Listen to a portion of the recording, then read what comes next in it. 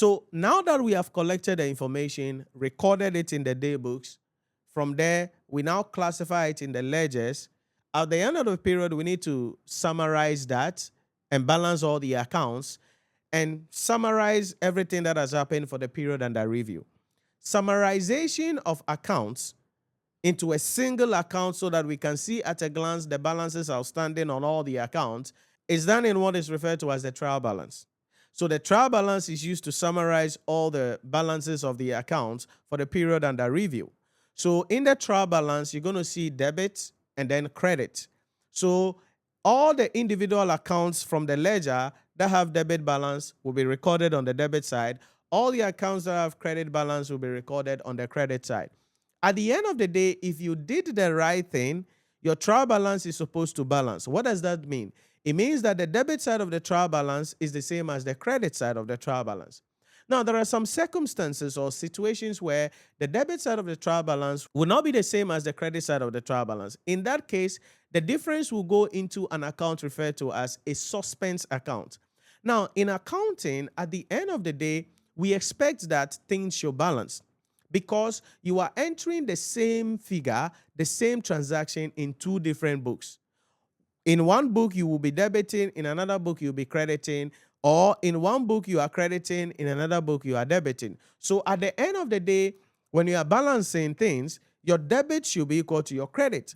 But sometimes debit may not be equal to credit, and that is what leads us to correction of errors, because there are various errors that can be committed.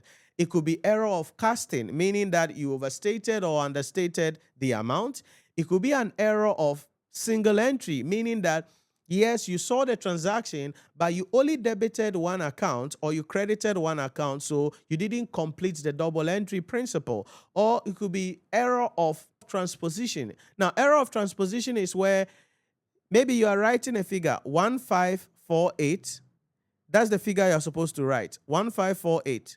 But when you are writing or putting the data into it, you rather wrote 1485. So instead of 1548, you typed 1485. So that is error of transposition. So yes, the trial balance is supposed to balance, but if it doesn't balance, the difference goes to the suspense account. The suspense account is simply an account that is set up to temporarily hold a balance for which we don't know where it's supposed to be. And that is what happens a lot in it happens a lot in accounting.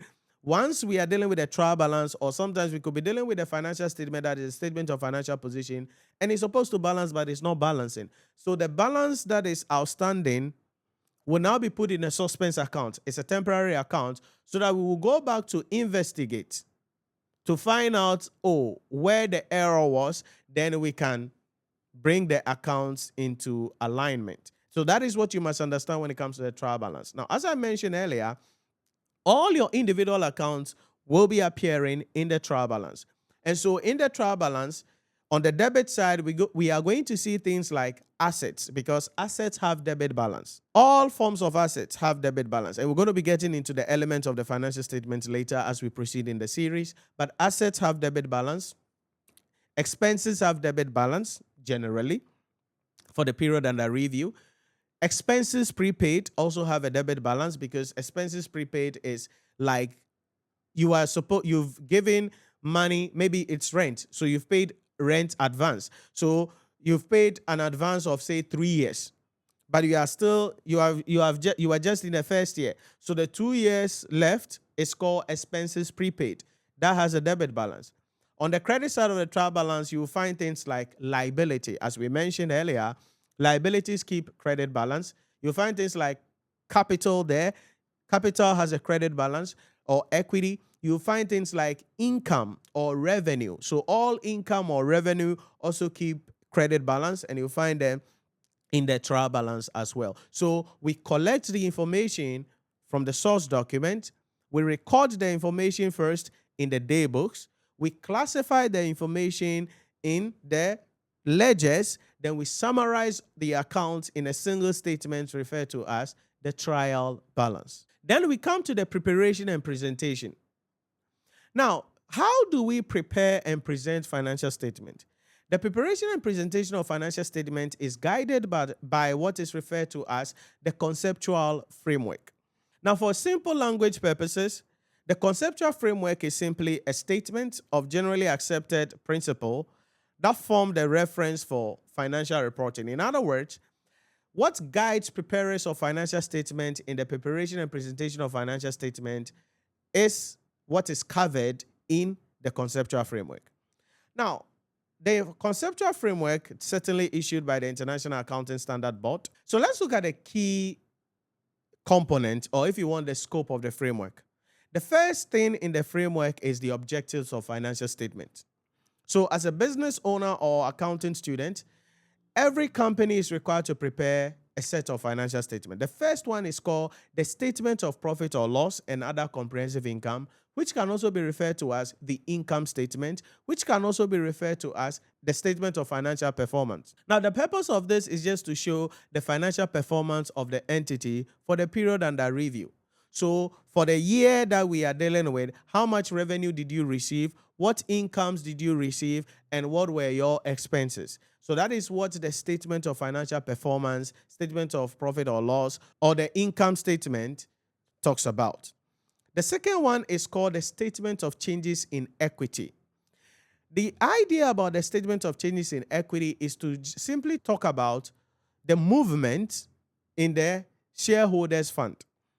Now, in accounting, when we talk about shareholders fund, you will find this in the balance sheet under equity. The shareholders fund represents the share capital of the entity, share premium, and we will explain some of these things later on. Retained earnings, that is undistributed profit over the years, revaluation reserves, and then other reserves, all these. So anything belonging to the owners of the business will be referred to as shareholders fund. So if we want to look at, did the entity issue some shares during the year? Did the entity pay some dividend during the year? What has been the movement in the shareholders fund? We answer that question by the preparation of the statement of changes in equity. So that's the second type of statement and the eighth objective. The third one is the statement of financial position. You know this in the OG class as the balance sheet, but it is called the statement of financial position. Now, the statement of financial position records the assets, liabilities, and equity balances for the period under review. So the statement of financial position is to help us to have an understanding of how much assets the company is having, what liabilities the company is having, and what is the balance position for the shareholders fund as well. That is the statement of financial position. Then we look at this cash flow statement. Now, one thing you must understand is that normally the other financial statements I mentioned earlier, the statement of profit or loss, statement of changes in equity, statement of financial position, are going to be prepared on what we call the accrual basis. Now, accrual basis of accounting simply means that we are going to recognize revenue not when we receive the cash. So let me give you an example. If I buy from you on credit, it means you've not received any money, right? But for accounting purposes, since you've sold to me, I've received the goods, you are supposed to recognize the revenue. That is called accrual basis. Or if you also buy something on credit, the person has supplied the things to you. You've not paid the person yet. But by receiving the goods, it means you now owe the person. So you have incurred an expenses. So you have to record it in your books. That is what we mean by the accrual basis of accounting. The cash basis of accounting is where you are recording the transactions based on money you've received and money you've actually paid. So traditionally, the statement of profit or loss, changes in equity, statement of financial position, we are going to be preparing those using the accrual basis of accounting, meaning income and revenue will be recognized not when cash is received, but when the performance obligation has been satisfied. When we have done the job and the customer is satisfied, we can recognize revenue. Then expenses will also be recognized not when we have paid the money or not when cash is paid, but when the service benefit has been enjoyed or received by the entity. So that is accrual basis of accounting.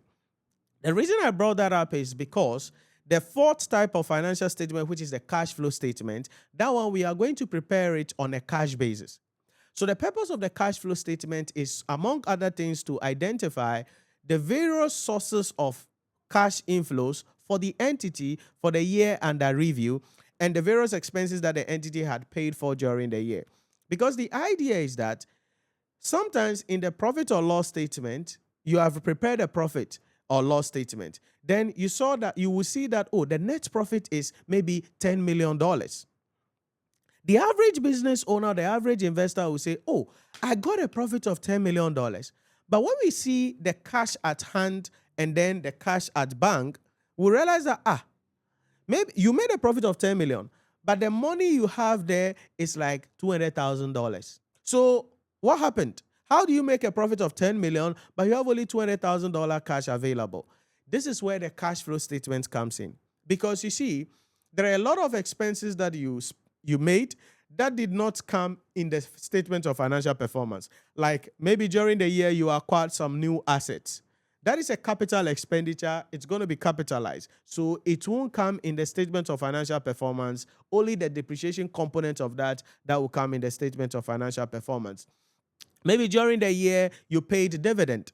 The dividend you pay during the year doesn't come in the statement of financial performance. It will come in the statement of changes in equity rather. Maybe during the year, you had to repay some loan.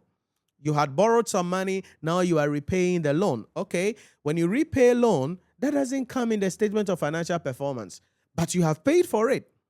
And various other things that do not come in the statement of profit or loss. So we prepare the cash flow statement to see where the entity is getting money from and what the entity spends the money on during the year, so that we can confirm whether the money they have at hand is really how much they are supposed to have for the period under review. And it is reconciling.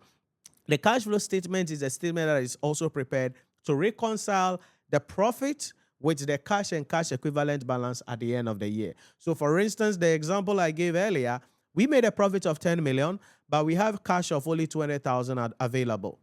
So where is the difference? The cash flow statement will explain to us why we made a profit of 10 million, but only 200,000 cedis cash or $200,000 cash that we have available. So that's the fourth type of statement that we prepare. The fifth type of financial statement is what is referred to as the footnotes or the notes to the financial statement. So the notes are for disclosure purposes. All workings that you are going to do, you find it in the notes. So let's say, for instance, you want to be a shareholder of a company, or you want to buy the shares of a company. One of the things you'll be looking at is the set of financial statements of the entity. And so you will see they will have their income statement, they will have their statement of changes in equity, they will have the statement of financial position, they will have the cash flow statement, then they will have a list or a notes as well to the financial statement. So as an investor, you are going to look at all of these things to help you make informed decision. These are the financial statements we prepare and the objectives of the financial statement. Then there are other things under the framework that we must understand, like the underlying assumptions. So, for instance, in financial accounting, there are some basic assumptions that we used. I mentioned two of them. That is the accrual basis. We prepare financial statement using the accrual basis. Another assumption here is the going concern. Now, when an entity is about to prepare financial statement, one of the things the entity does is to assess whether the entity can continue in operation into the foreseeable future.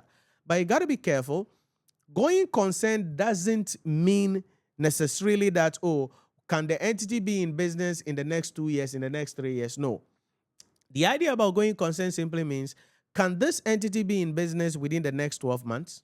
That's all. So if management assesses and the entity can be in business within the next 12 months, then the financial statement will be prepared on going concern basis, which means that the closing balance of this period becomes the opening balance for the next period. But if the entity assesses and they cannot continue as a going concern, then the financial statement will be prepared on a breakup basis. It means we have ended the business and everything is terminated at the end of the day. Then we have the substance over form. Now, the substance over form simply means that we will record the economic phenomenon of a transaction over the legal form of a transaction. So in accounting, a lot of these things may come up. So let me give you an example. Let's say that I lease an asset from you. If I lease an asset from you, what happens is that I don't own the asset. The asset is still in your name. So per the rules, per the laws, you are the owner of the asset. But for accounting purposes, IFRS 16, which is the accounting standard that covers leases, permits me to recognize that asset in my books as part of my asset. If I am the one controlling the asset, significant benefits from the usage of the asset is coming to me, then I'm going to recognize the assets in my books. But legally, it's not mine. That is the concept of substance over form. The reason why, although the asset is not in my name, but I can record it in my books, is because I am the one who controls the asset. I am the one maintaining the asset. Any income or service potential from the asset, I am the one enjoying it. So you only hold the name, and I pay you money every year or periodically. But I am the one who maintains, who controls, who earns the benefits from the asset. That is the concept of substance over form. Then you have heard this also. We have what we call the business entity concept, right? The business entity concept is simply where the business is seen as a separate legal entity from its owners. So the entity can own asset in its name, it can sue, and it can be sued. And that is why it is advisable almost always that if you start a business, you must have a different account for the business and your account. You cannot merge the two, so that you can put your hand into the business money and spend it, and the business, you can also take money from your pocket and put it in the business without proper accounting because of the business entity concept. And these are some basic assumptions that are used in accounting that helps in the preparation and presentation of financial statement. We have the money measurement concept, which simply says that in accounting, we only record transactions that can be measured in monetary terms, which makes sense, isn't it? Because if someone comes and we have undertaken a transaction or a negotiation and we cannot measure it in monetary terms, then it cannot be recorded in the books. If anything, it will just be disclosed in the notes to the financial statement. So these are some basic assumptions that we must understand when it comes to the conceptual framework as well.